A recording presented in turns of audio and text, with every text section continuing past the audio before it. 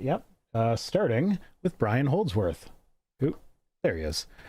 Oh, I just did a video on him recently. Oh, yeah, I'm responding to Father Casey this week, who is basically Brian Holdsworth if he failed philosophy class. Wait, hold on. So he says there's nothing creative or innovative about art that mocks original art. Doesn't he realize that, like, several pieces of art from earlier centuries were literally just either mocking other pieces of contemporary art, but were directly mocking the society that they were in at the time? Like, art as a reflection of society, or art as political commentary. It's been that forever. There's also a concept. Have you read any Shakespeare? You know how much Shakespeare was just mocking the way things were in his time? And fart jokes. That too. There's a lot of Shakespeare's fart jokes. This whole we hold art up to this massive thing. We hold it up to this massive standard when art is just the way that we choose to articulate the world around us without words. But even with words, like poetry can be considered art. So really, it just depends on the way you wish to articulate your thoughts on the world around you. Sometimes that is, painting something massive and amazing. Sometimes it's painting the Sistine Chapel because somebody paid you to do it. Is it art because somebody paid them? And sometimes when you're painting the Sistine Chapel, you model Jesus on your gay lover. Yeah, sometimes you model Jesus on your gay lover. Sometimes you paint little wieners on all the angels, and then that gets moved on to furry artists now, putting little wieners everywhere they can on their monsters. That's all art. It's all different kinds of art. What Brian seems to want to do here, and based on my time looking at stuff on his channel, what he likes to do a lot is he likes to look at something and say, oh, this is worth dismissing, and then not following it up anymore. So, like, the golden, do you remember the golden toilet piece of modern artwork? Yeah. So I remember PragerU making fun of that, right? And it was political commentary. It's political commentary. It's about the upper class, or like with a lot of art, it's about what you bring to it when you watch it. Sometimes art goes both ways, where it's both about the experience of the artist who made it or the experience of the person who is consuming the art at the time. But the fact of the matter is, we are talking about it. And the reason we're talking about it is because that art made some kind of impact on us in some way. If your opinion on it was like, that doesn't represent anything about my class, well, maybe it's because you weren't the class it was referring to, or maybe it's because you are the class it's referring to, and you're disgusted about what that commentary might be. But the fact that there's all those conversations to be had here is exactly what makes it fucking art, Brian. Yeah. Yeah, but of course, this is him talking about the... saying Da Vinci's Last Supper was creative. The spectacle in Paris was parasitic. Wait, hold on. But Da Vinci's Last Supper isn't creative, though. It's derivative. Yeah. It's derivative of a previously done story that had been done multiple times before we canonized which ones we liked. Yeah. And so his wasn't the first Last Supper painting, but also, like... Yeah. Yeah, no, but, like, all art is derivative in one way or another. Like, humans are very bad at inventing things whole cloth. We always take things that we know and rework them. Yeah, we are pattern-seeking individuals, period. It's what we do. And whether we do that as part of our creative process or analytical process, that's how we have survived for as long as we have, period. We look at the world around us and we abstract it to create what we now know as cartoons or comics or anything like that. That's still derivative of the world around you. It's not a wholly... internal work. Somebody looks at Pokemon, right? And they go, oh, this is such an amazing original idea. Well, no, it's not really original. It's bug catching. And that's not me shitting on Pokemon. I love Pokemon. There's a reason why, like, all the starters are behind me along with that Suris doll, right? That's literally the words of the creator, is he caught bugs in a forest and said he wanted to recreate what that feeling was like in a game. It's all derivative. Everything is, and that's fine. That's okay. Star Wars is Flash Gordon in space. Yeah, Flash Gordon's also Flash Gordon in space. I thought Flash Gordon. Okay, whatever. Well, I mean, they also copied that World War II movie. for the dogfight sequence at the end.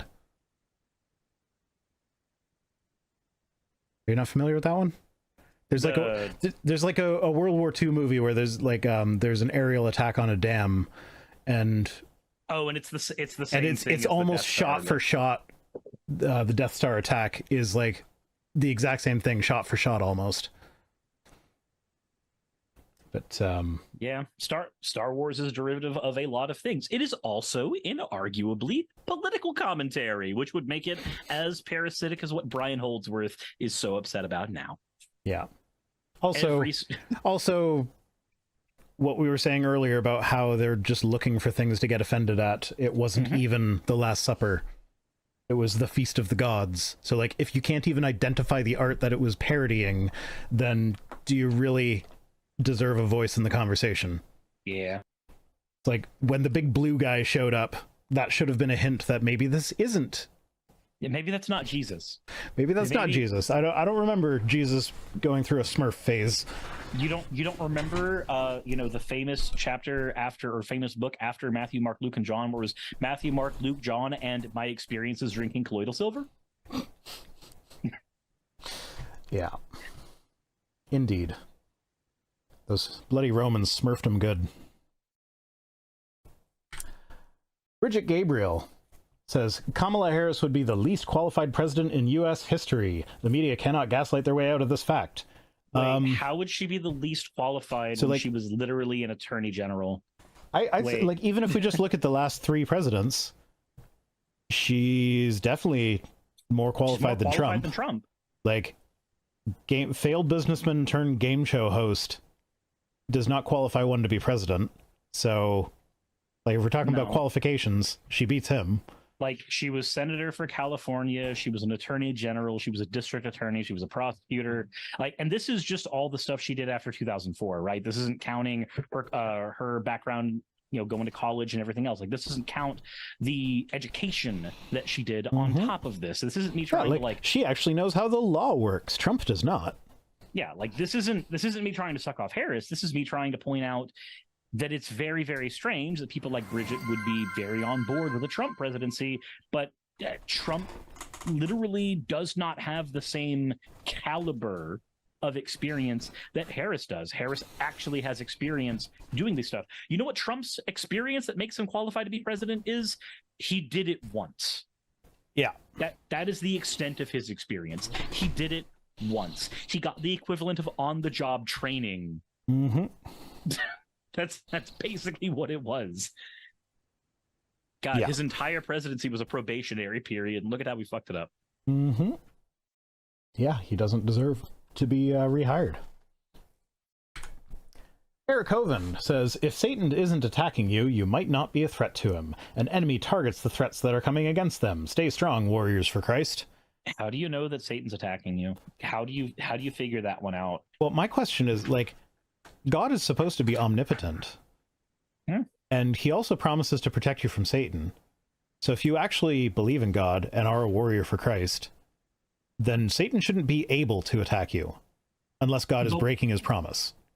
Something fallen world, something mysterious ways. something new covenant, old covenants. He tempted Jesus in the desert once or twice, and on a mountain once, maybe. I mean, it just depends on who was writing the story. My favorite was a Christian, like, I retweeted this and said something along those lines, and a Christian replied to me something like, oh, have you never read the book of Job? I recommend reading that. And so I responded, pointing out that, like, nowhere before chapter 2, verse 7 does Satan actually do anything to Job. It's all explicitly God doing that shit. Yeah, I was about to say, like there is a heading. Job... There is a heading in the Bible that says Satan attacks Job, or something along those lines. But the headings aren't in the original Hebrew. If you look at the words that are actually there, it's all attributed to God, and even gets explicit in the second chapter, where I think it's verse 3, that where, like, God is actually like, hey, you incited me against Job, you made me be mean to him. I mean, it's like, if you look at the story of Job quite literally, Satan doesn't do jack. It is literally just Satan and God, who are supposed to be mortal enemies, going out for a beer together. Yeah. And God going, hey, buddy, I got a bet. I'll fuck with this guy's life, and he'll still come back to me. Does that make me look like an abusive ex-partner? Nah, it's fine. I'll fuck with him a bunch. I'm going to kill his wife. And he'll still love me. No. His wife survived. It was the kids that he killed, because kids are replaceable. Whereas wives have personalities. Killed his kids, destroyed his livestock, killed all his slaves. His livelihood. Like, that, it's literally just God and Satan go to a bar, and God says, Satan, hold my beer. I can fuck with this guy's life, and he'll still love me, which totally doesn't make me look like an abusive partner. Yeah. So, yeah, that was my favorite response. And, of course, when I replied with these things, the go-to was like, oh, well, you can't properly understand Scripture without the Holy Spirit. Paul said so. You need to read with the Spirit. So it's like, okay, why are you telling me to read the book of Job if I can't understand the book of Job unless I'm first a Christian? Like, make me a Christian first. You know what's cool? Paul didn't convert to Christianity because of getting the Holy Spirit. He basically got coerced into it. Arguably, Paul didn't convert to Christianity. Paul invented Christianity. Yeah, technically true.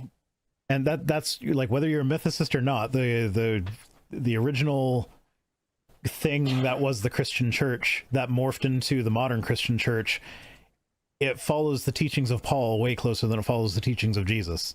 True, but if I were to look at it from the Christian's perspective of Christianity existed with Christ and the disciples, and Paul was merely teaching it, which is why he referenced like going to Peter and going, hey, am I doing this correctly? All that shit.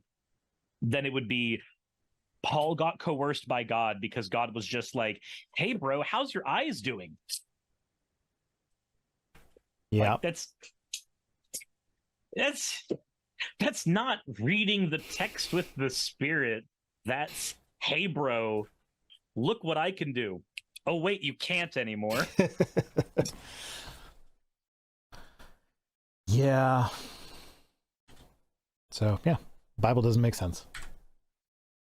There we go. This is the video was Kamala Harris saying how if Congress doesn't pass gun control, like reasonable gun control in the first 100 days, she'll use executive order to do it. And of course, these are the thoughts and words of an authoritarian. Whereas Trump says, I'm going to be an authoritarian, and they say, oh, he was just joking. Just ignore the fact that he tried to take over the government already once. Didn't Trump sign like the most executive orders during his first 100 days? I think during his presidency, wasn't it something like 800?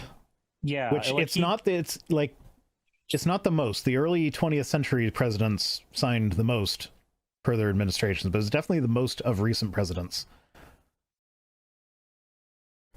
You know, So. my point with that, though, whether it's the most or it's just an obscene amount, the idea that a president would go, Congress isn't doing what I want them to do, so I'm going to take this into my own hands as a leader. That's all President Trump did when he was in office. I can't get the transes kicked out of the military. Let me do an executive order to kick them all out of there, despite the fact that per capita, there's a higher representation of trans people in the military than cis people. Well, so the thing that bothers me the most about this, though, is that like executive orders are just built into, like, it is one of the core functions of the executive branch. Yeah, it's a thing that you're allowed to do. A well-established power of the executive branch that they are allowed to do. Yes, there are limits to what they can do with them, which is why a lot of Trump's EOs were like overturned by courts. Like, so to say, hey, she's saying that she's going to use well-established powers of the executive branch of government that every president going all the way back to George Washington has used, even though they weren't like as official back then. They functionally did the same thing. It's like, no, that's not authoritarian. That is just, that's American. That's just being the president. Yeah, that's literally all it is. It's people for it's the same thing as the whole like the libs are coming for our guns. Are they though? Are they like? Yeah, well, like, we don't get guns pretty easy. Yeah, we don't even know what, like, I haven't seen this clip in context, but like the 20-second or 16-second or however long clip that he posted, you didn't hear the first half of the reporter's question, and then it cut off like immediately after she said she would do it by executive order, so you don't know how she finishes. But I have heard, like, the end of the question that we did hear, it was about rent control.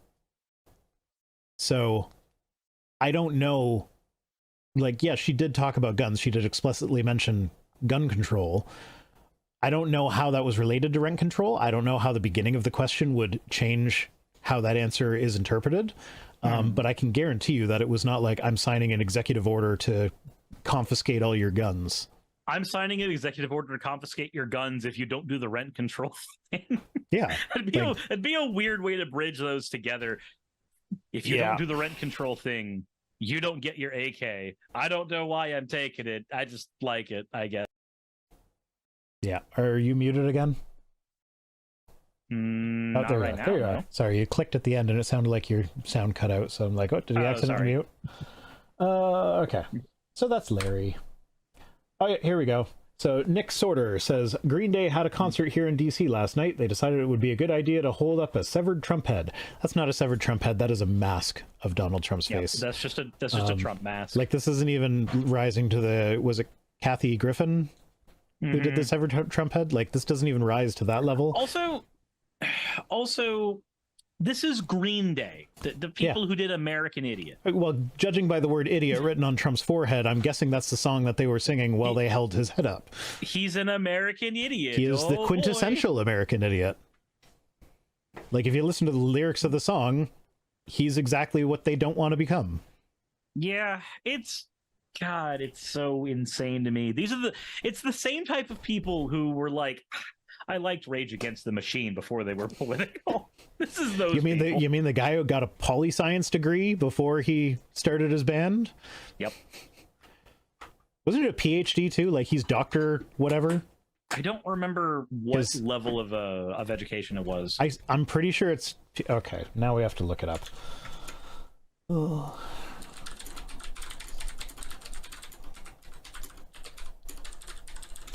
Man, I hate that... I loved Green Day a lot growing up. Maybe I should go listen to their songs again. Let me see a thing here. Okay, so now this is what I was remembering is Tom Morello, the guy from Rage Against the Machine, posted something. Oh yeah, he posted something and someone responded to him with, another successful musician instantly becomes a political expert, to which he responded with, one does not have to be an honors grad in political science from Harvard University to recognize the unethical and inhumane nature of this administration, but, well, I happen to be an honors grad in political science from Harvard University, so I can confirm that for you. So, maybe not a PhD, but yeah, very, very highly educated in political science. Yup.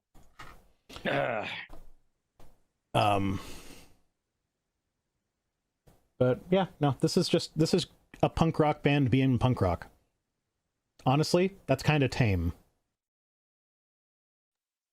Like, man, I could see them like a punk rock band trying to stir the pot. I could see them like setting up a Trump effigy or whatever and actually shooting it with a BB gun or something. Like, that would be a very punk rock thing to do. I can't do this. It would be not necessarily in good taste, but like, that's kind of the point. Yeah, that makes sense. And hey, people are talking about them again. I haven't talked about Green Day in ages. But now I'm talking about Green Day, and I might get a hankering to listen to one of their songs again. So it's like, I might have... all publicity is good publicity, right? I'm just gonna go listen to the whole Letterbomb album, or the album that have Letterbomb in it, where every song like bridges into the next one. Yeah. Dave Reuben. Oh boy. So he posted a screenshot of the NBC headline that says, the star-studded Zoom call attracted more than 180,000 participants and raised almost $4 million, according to organizers who are themselves a group of white dude Democratic political operatives. So this was a Zoom call to raise money for the Harris campaign. That was like, it was called White Dudes for Trump. Or White Dudes for Harris? Or, yeah, White Dudes for Harris. Yeah, no, white dudes usually are for Trump. But professional political commentator Dave Reuben said surely if Donald Trump held a white dude rally, it would get similar glowing coverage. Like, if you don't understand the difference between white dudes gathering together for support of a woman of color and white dudes gathering together for support of a white dude, then maybe you shouldn't be a political commentator? Yeah, but Like, you know, it's Dave Rubin. It's Dave Rubin. Yeah, like that's such a basic thing that you should understand. And I'll bet you he does understand it. He just doesn't care, and he knows that. Yeah, because he's a paid shill. Yeah, he's an outrage monger, basically. Nope, that's what he does. That's what he does. Yeah, and we get oh yeah, so Quad Boosted JC said, "Vote for me in this election. It'll be the last time you ever need to vote." This was in response to one of the tweets that I posted about how Trump saying that is very concerning.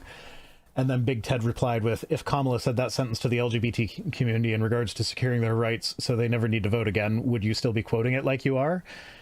And be like, well, different context, because Kamala doesn't have a history of trying to overthrow the government. Also, if Kamala said you would never have to vote again, that would be alarming for her to say too. Yeah, like, absolutely. If a president says you will never have to vote again, that is at the very alarming. Least, as I was pointing out earlier with Trump, like at the very least, that would show that she has a callous disregard for the LGBTQ community. Because, like, yeah, no, just vote for me, make sure I get mine, and then don't worry about it after that. I don't care. It's like, no, that would be bad as well. But at the same time, if she were to say that, I wouldn't assume that she meant she was going to try and strip the people of the power to remove the president by voting in the next election. Donald Trump, I do believe that of, because he's already tried to do that. When they tell you who they are, there's a difference. Like there's a difference when you look at the actions of the people who have made these statements. Yeah, it's terrifying when Trump says it.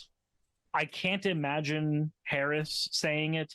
If she did, it would be alarming for similar reasons. Yeah, but she just wouldn't say it.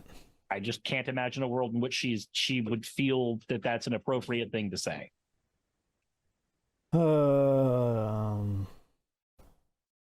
Like, the cool thing about democracy is your ability to participate in it. If you don't get to participate in democracy, it's no longer that, and you have something far more authoritarian in place.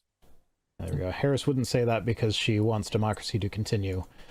And Jasa says, "Senpai, notice me. Senpai, notice me. Hi.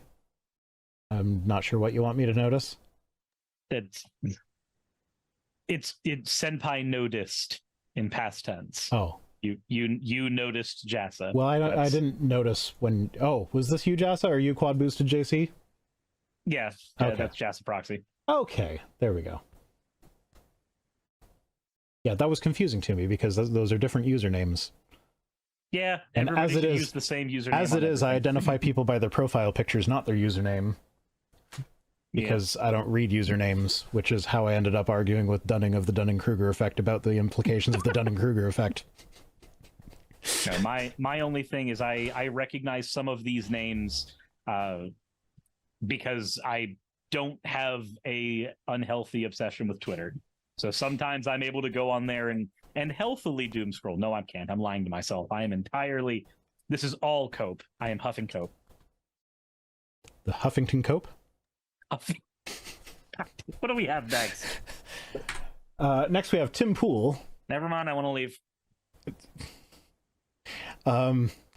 This is a two-parter. So Tim Pool says, Kamala Harris represents the greatest existential threat to the United States. Unelected, anti-democratic appointment at the 11th hour by the Commucrats. She is Hitler and Stalin combined, but times 200. She is a commun-Nazi despot come to put conservatives in concentration camps.